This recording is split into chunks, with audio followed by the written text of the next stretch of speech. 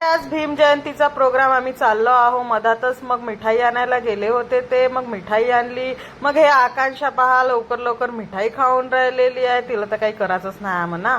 नंतर मग आम्ही गेलो चायनीज सेंटरवर. जास्तच भूक लागली होती. मी गोड खात नाही त्याच्यामुळे हे दादा मस्त चायनीज बनवायला लागले. अरे वा अरे वा.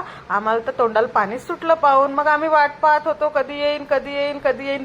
बी आर आंबेडकरची टी शर्ट घालून. हे तर मस्तच आहे. मग आम्हाला चेअर दिसला. मग आम्ही गेलो चेअरवर बसासाठी. चेअर पाहिली तर किती गंदी होती. मग आम्ही पुसली चेअर. बसलो मस्त खात छानपणे. वाट पाहत होतो अजून दुसरा आयटम कधी येते म्हणून.